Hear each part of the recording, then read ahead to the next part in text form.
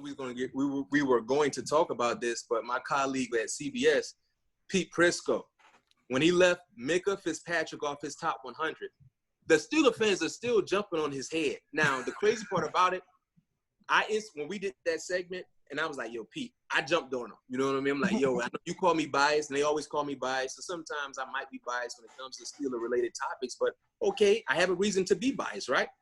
But I'm tagged into the post with Pete along with Minkah, and then Cam Hayward jumped the board.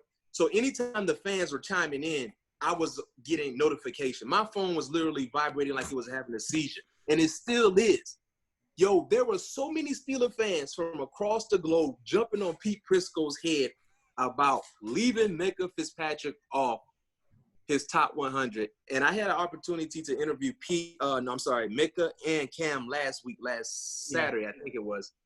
And I asked Minkah that question: how did it feel to really see Steelers Nation backing you and the support? Because remember, he's coming from Miami, right?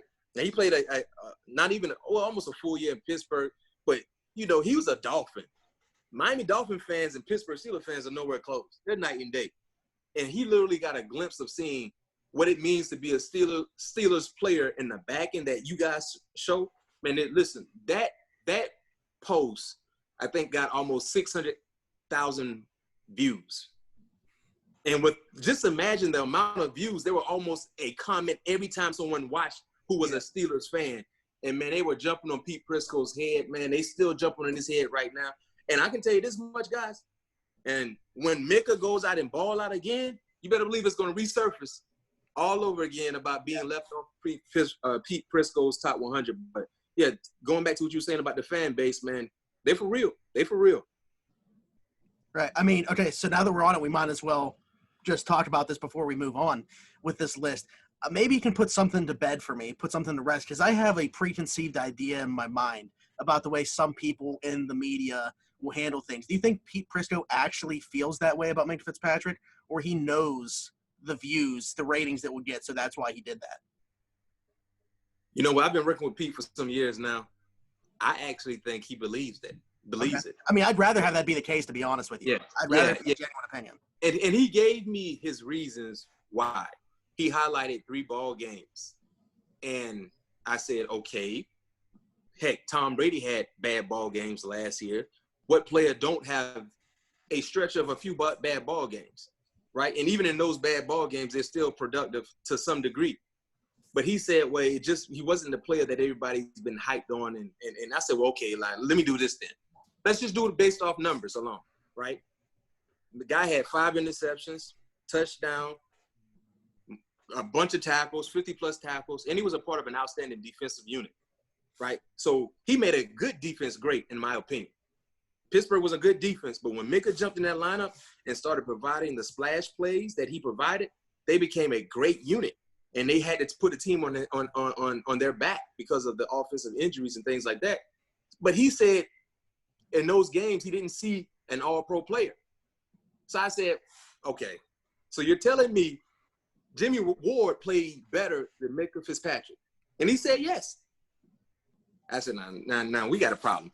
We don't have time to go look at all the highlights, look at all the game film, but just look at the numbers. The numbers don't lie.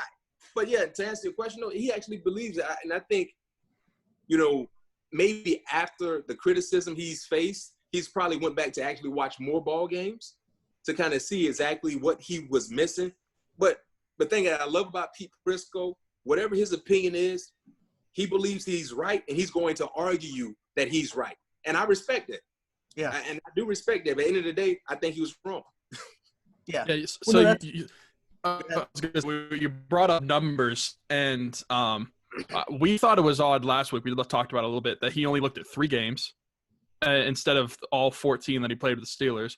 But a game that I brought up was the Miami game where he had 2 interceptions.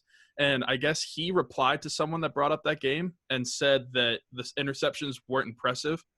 And I said, as a fan perspective, I said, and I think you would appreciate this as a DB, that any interception in the NFL is impressive, and it doesn't matter how they get it. Like, an interception is an interception. I couldn't do that, obviously. So I think any interception's impressive. So I don't see those as unimpressive, but I guess that's what he thought.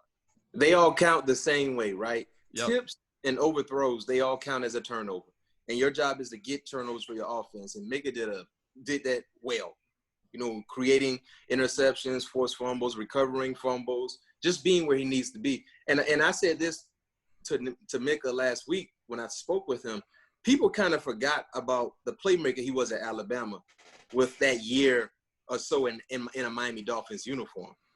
They didn't utilize him the right way, so you kind of forgot about, dang, Minkah was a heck of a player there at Alabama. I mean, he was a turnover machine. He was always around the football, but you kind of forgot about that.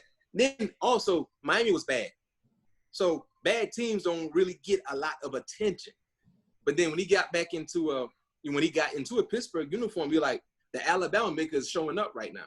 And I think that's why so many people are high about this defense. But they're returning 10 of 11 starters from last year. The only starter they're missing is Hargraves, who went on to sign with Philadelphia. Yeah. So no question, the bar has to be extremely high. When you return 10 players from that defense last year, and you basically traded for Minkah with week 3, week 4, so it took them some time to kind of get in the rhythm. So now the sky's the limit for this defense.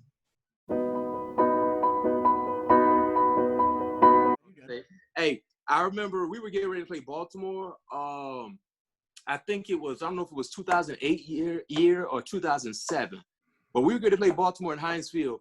And I remember I was watching the news, and on that Friday, it was at one of the schools in Pittsburgh. It was wear your favorite team jersey to school. And one of the kids, I think he could have been in the 3rd or 4th grade, he wore an Ed Reed jersey to school. I guess that was his favorite team. And you know they sent him home. Hey, yo, when I saw that on the news, I was like, that's beyond dope. But that is some real hardcore. I love Pittsburgh, and I don't care nothing about you being a student. We're sending you home. Your parents got to come pick you up because you wore a Raven jersey the same week of Steelers-Ravens week. We're not tolerating that. That's when I knew. I'm like, this is football heaven right here.